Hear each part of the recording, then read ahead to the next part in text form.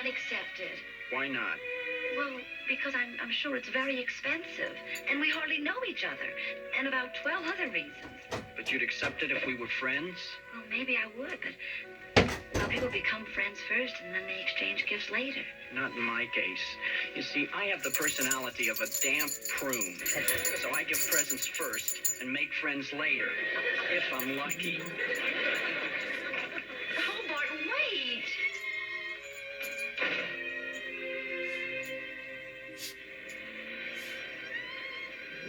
And he said he wanted to make friends? Yeah, isn't that weird? Well, I don't see anything weird about it. The guy obviously wants to make friends. Did he ask you for a date? Oh, Donald, don't be silly. He's only about 19. Well, maybe he's got a thing for older women. I am not old enough to be an older woman.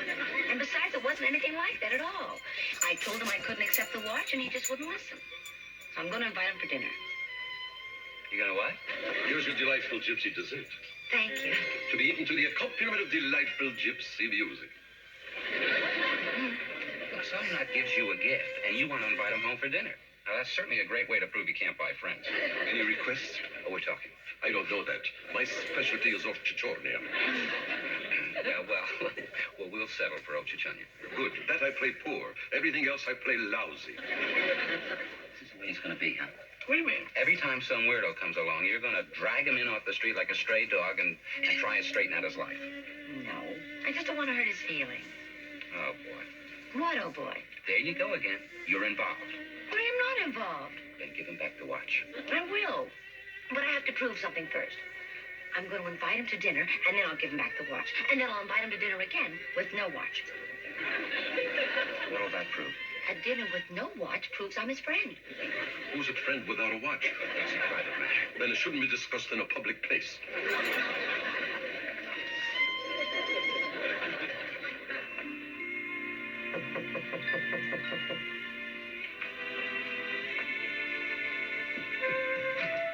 Hi. You're early. No, late. You said 8 o'clock.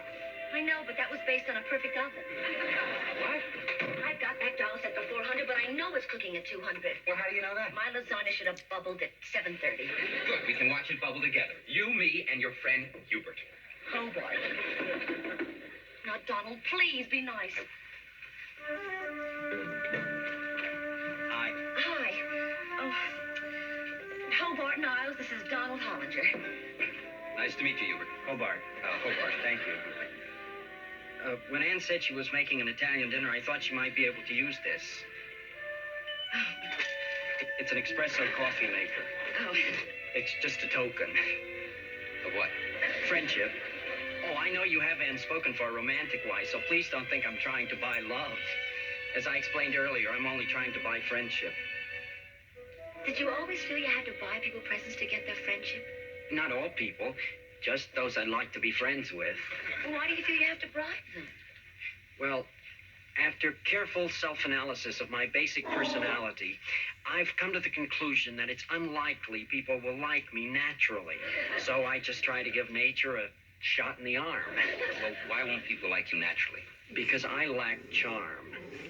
As far as I know, I never charmed anyone. Except possibly my mother and Gertrude. Oh, your girlfriend? No, our dog. She died. Oh, that's too bad. But I think you've got a lot of charm. Don't you, Donald? Well, it's a little too early for me to say for sure, but I have the charm of a corpse. I think that's probably why I got that part. And he's a great corpse, too. well, I've never seen him as a corpse, but I'm sure you're excellent. See, Donald likes you, and you didn't give him anything. I was going to bring him a shirt, but I didn't know his size. Oh, Bart, there you go again. There's something immoral about giving people presents to buy their friendship. Why? I don't give anything dirty. I mean, immoral in the sense that, well, friendship should be based on, well, on... Friendship. Exactly. And that's why I want you to take this back. I offended you. I was just trying to cement our friendship, and I offend you. I am not offended. And besides, if you keep this up, it's just a question of time before you go broke. No, it isn't. Why isn't it? Because I don't buy them. I steal them.